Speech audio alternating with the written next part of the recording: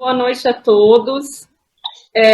Boa noite. Até demorei de responder para a Dani, porque eu fiquei pensando que eu poderia contribuir, né? E aí eu pensei numa coisa que a gente veio conversando durante a semana, eu e o Valdir, uma observação que a gente estava fazendo sobre cuidar das pessoas, né? O que a gente quer e qual é a verdadeira missão nisso, né? Do cuidado. Cuidar é o quê, né? Porque é diferente do que Deus quer que a gente faça como cuidador, do que a gente espera como cuidador. E aí eu procurei alguns textos para falar sobre isso com vocês. O primeiro texto que eu vou ler está em Mateus 4, 23 e 24. E diz assim: E percorria Jesus toda a Galileia, ensinando nas sinagogas e pregando o evangelho do reino e curando todas as enfermidades e moléstias entre o povo. E a sua fama correu por toda a Síria e traziam todos os que padeciam, oprimidos por várias enfermidades, atormentados, endemoniados, lunáticos, paralíticos, e ele os curava. Isso foi o que Jesus fazia quando as pessoas procuravam ele, né? E aí eu pensei nas orientações a respeito da gente, né? E eu queria fazer um paralelo. Então, segura o que eu li, que a gente já vai conversar um pouco sobre isso. 1 Coríntios 12, 25 e 26 diz assim: Para que não haja divisão no corpo, mas antes tenham os membros igual, cuidando um dos outros, de maneira que um membro padece, todos os membros padecem com ele. E se um membro é honrado, todos os membros se regozijam com ele. Tem mais, peraí, mais um texto que eu queria ler, mais dois, na verdade. Esse está em 1 Tiago 1, 27. A religião pura e imaculada para com Deus e Pai é esta: visitar os órfãos e as viúvas nas suas tribulações e guardar-se incontaminado do mundo. Tem uma versão que não é essa, mas é cuidar dos órfãos e das viúvas, que foi até essa palavra que eu pensei, cuidar. E o último texto que eu queria compartilhar é Mateus 25. Espera aí, que eu vou abrir aqui rapidinho.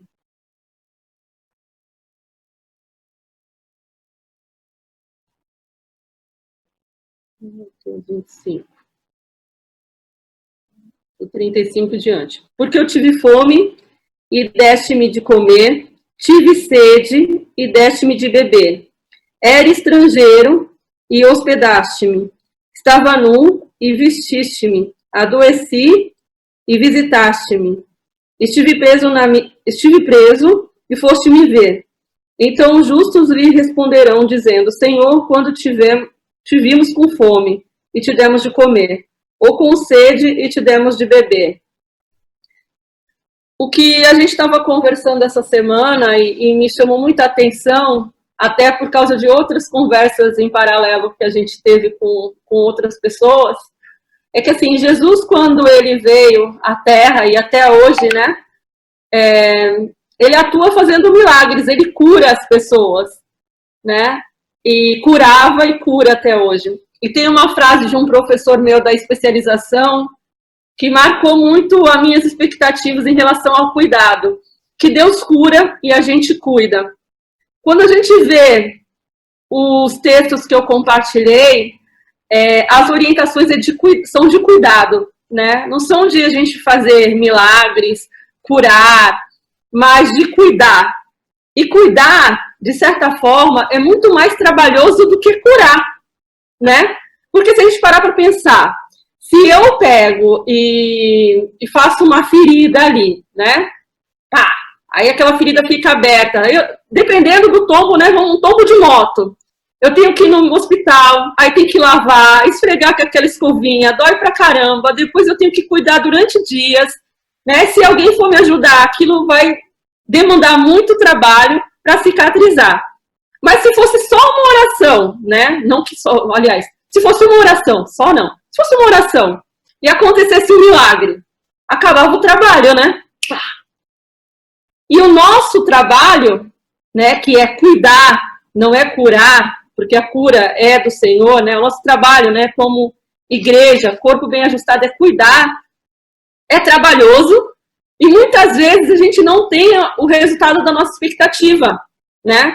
Então, às vezes, a gente cuida de um doente, acompanha um doente no hospital, né? A Rita tem essa experiência como enfermeira. Você cuida do paciente para dar dignidade, né? Para diminuir o sofrimento. Mas a nossa expectativa é cuidar do doente acontecer o quê? O que a gente quer que aconteça com o doente? Que ele seja curado, né? A gente não quer cuidar do doente para que ele morra. E eu pensei bastante nisso, a gente conversou sobre isso bastante durante a semana, porque eu tive algumas experiências e compartilhei com ele, também a gente conversou com umas pessoas e suscitamos esse assunto, principalmente quando a gente pensa em cuidar das emoções das pessoas, né? Eu não sei quantos de vocês já tiveram a experiência, acho que como crente sempre a gente tenta ajudar alguém, né? Aconselhar, socorrer, mas quando a gente aconselha e socorre, a gente quer que aconteça um milagre, né? Então, é bom que não dê muito trabalho, né? Porque eu não quero ficar ali a vida toda do lado dessa pessoa. Só que muitas vezes a necessidade emocional das pessoas é crônica, não tem cura. E a gente só vai cuidar mesmo, né? E aí a gente pensa assim, como igreja, como o corpo de Cristo, esse cuidado, né? Cuidar dos pobres. A Bíblia tem orientação para cuidar dos pobres, das viúvas, das crianças, dos mais velhos, né? Um dos outros. É cuidado. Se a gente for lá na chave bíblica, hoje eu dei uma zapiada para ver, né? Cuidado. Quantas vezes aparece a palavra cuidado? Aparece várias vezes, né? Porque esse trabalho faz parte da nossa missão como corpo. Cuidar das pessoas. Né? Curar talvez, né, seja instrumento de cura, mas certamente cuidar faz parte, né? E aí eu fiquei pensando, principalmente por conta desse mês, que é o mês de setembro, né, que a gente tem um trabalho bem forte da Sociedade de Psiquiatria a respeito das questões mentais e de todo o preconceito que a igreja tem, né, não só a igreja, mas a sociedade, de achar que, por exemplo, depressão é frescura, que a pessoa precisa se esforçar, e que, assim, a pessoa não entende, ela não quer, e a gente no afã, né, de como cristão, desejar um milagre, muitas vezes desiste de cuidar das pessoas. E assim, cuidar é a nossa responsabilidade. O COA está fazendo um trabalho com os adolescentes e os jovens que têm histórico de suicídio ou de tentativa de suicídio. E aí ele pediu para que, se eu pudesse participar, eu participasse. E a primeira reunião foi nessa terça-feira. E eu fui. E eu fiquei bastante impactada de ouvir algumas coisas que eu estou acostumada, mas ali era um grupo, né? Então tinha 15 adolescentes com o mesmo histórico, e um falava e o outro confirmava, tipo, é assim mesmo, né? E aí eu explicava algumas coisas, tinha mais 2 psicólogas explicando, que eram umas meninas que são da CBT, e eles falavam assim, não dá para pensar, a gente sente vontade de morrer e é mais forte, né? E aí eu fui ali tentar explicar, né, toda a parte científica, que existe um tempo da nossa parte do cérebro, do impulso, para a parte racional. Se eles conseguirem, na hora que estão com vontade de se matar, conversar com alguém, por isso que o CVV é um trabalho super sério, porque é comprovado que passa o impulso, né? Mas aí, conversando com eles, eu percebi assim que eram jovens de 18, 20, 15 anos, que já estão nessa há 10, né? De tentar se matar, de ser internado, de procurar tratamento, e de uma angústia muito grande. E aí eu fiquei ali ouvindo eles e pensando, poxa Deus, né? Manda uma flechinha aí do alto de alguma coisa que eu possa falar, né? E aí eu lembrei de uma Uma outra fala que eu ouvi de uma mãe lutada num consultório, que eu perguntei para ela assim, o que você gostaria de ouvir? E ela falou para mim, eu não queria ouvir nada, eu só quero falar, né? Então, como a gente precisa humanizar esse cuidado, né? Eu fiquei pensando nisso tudo essa semana, e a gente conversando e refletindo. O milagre, ele é divino, né? Basta uma palavra de Deus que o milagre acontece, mas o cuidado é humano, né? O cuidado, ele é muito a ver com a gente, porque a gente sabe o que é doer, né? A gente sabe como que é sentir dor. Então, se alguém aqui começar a contar uma história triste, difícil, porque todos nós somos humanos, é bem provável que todos nós venhamos a ficar mexidos, emocionados, comovidos, né? Porque a gente sabe o que é, né? Então, se alguém aqui começar a contar que perdeu um filho, que está com uma doença grave, a gente tem uma tendência a sofrer junto. E eu acredito que isso acontece com um propósito divino, porque a gente vai saber cuidar da dor, porque a gente sabe o que é doer. Tem uma passagem, né, que fala, né, que Jesus era um homem de dores, né? Ele foi um homem, ele sabe o que é doer. Eu acredito que, assim, essa missão tão bonita que é o cuidado foi nos dado porque a gente sabe, né, como é bom ter uma cama quente, como é bom ter uma casa, como é bom escolher o que é comer, né, o que vai comer, como é bom ser feliz, dar risada, passear, ter amigos. E aí, quando alguém fala alguma coisa que a gente sabe que é fundamental e falta na vida dela, isso deveria nos comover. Só que, além disso, o que eu pensei muito essa semana, né, eu acho que foi o que a gente ficou incomodado de perceber, é que assim, a gente não quer cuidar sem a certeza de ter vitória no final. Sabe? Tipo assim, pô, eu gastei muito tempo acompanhando aquela pessoa, ela se desviou. Ah, eu gastei muito tempo no hospital cuidando da pessoa e ela morreu. Ah, a gente gastou muito dinheiro com tratamento com aquela pessoa e ela não melhora. Né? A gente não quer, a gente só quer cuidar se tiver certeza que vai ter sucesso. E aí eu fiquei pensando nisso e eu falei, gente, mas aí é uma forma da gente sabotar tanto o nosso trabalho, né? Porque se for assim, peraí, então eu não preciso ajudar o morador de rua porque eu não vou dar uma casa para ele, pouco provável. Então eu não me responsabilizo. Então eu não vou, uma fala, né, que é recorrente, eu não vou para velório porque eu não gosto.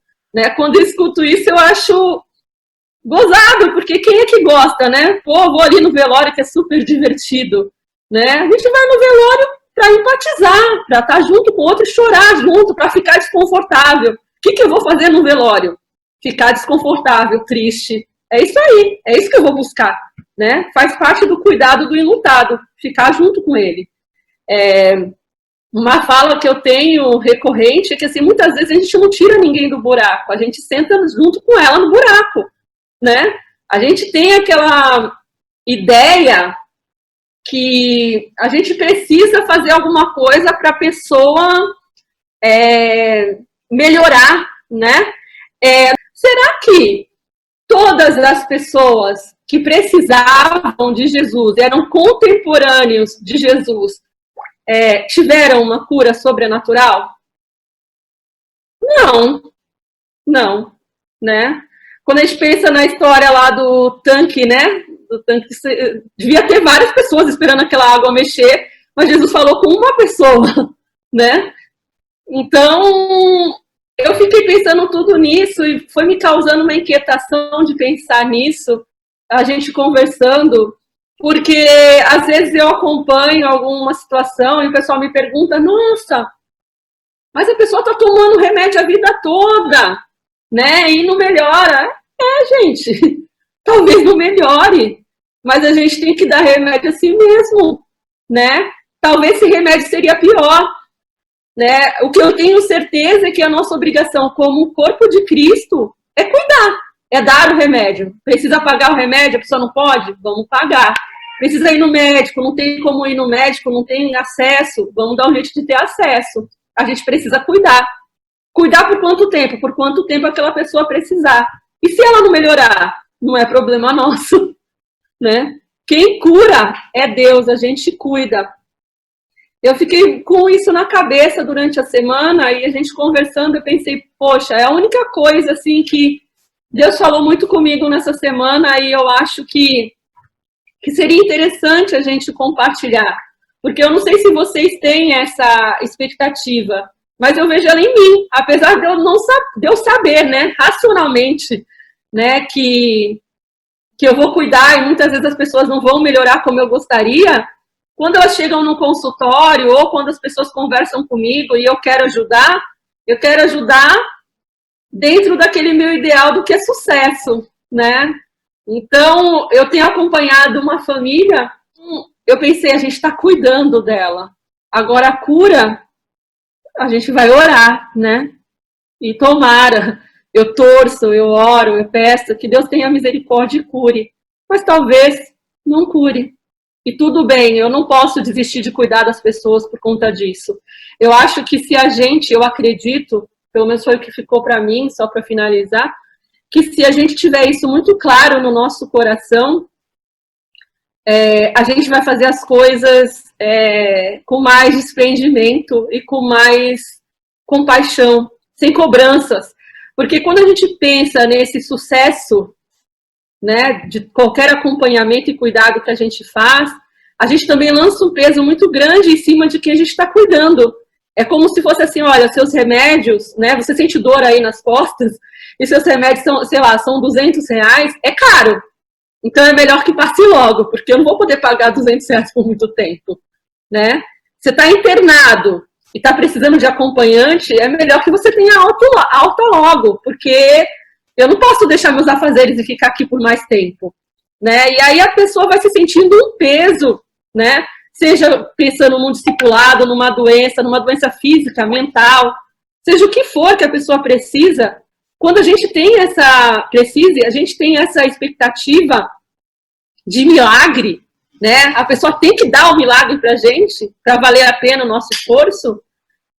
A gente traz um peso de sofrimento para quem a gente está cuidando. A gente tem que cuidar com alegria.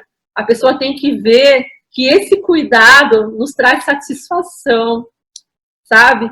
Eu percebo, cuidando dos meus pacientes, como eles ficam felizes quando eu falo isso, sabia?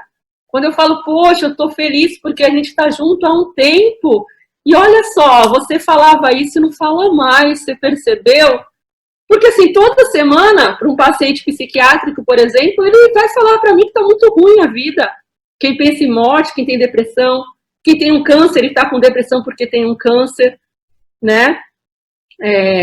Eu precisaria de alguém sentado no fundo do poço comigo. Talvez muitas pessoas, né? Então, para agora finalizar mesmo. Para finalizar, eu também penso, a gente conversou sobre isso hoje de manhã, na importância da gente também empatizar com as pessoas que cuidam, que se dedicam, né? Seja uma enfermeira, seja um médico, seja um pastor, seja um amigo, porque às vezes aquela pessoa parece tão forte, né? Eu acho que eu falei muito, queria ouvir vocês um pouco, se vocês acham que faz sentido que eu compartilhei, se vocês gostariam de compartilhar algo, enfim, é uma roda de conversa virtual, já falei muito. Falem vocês.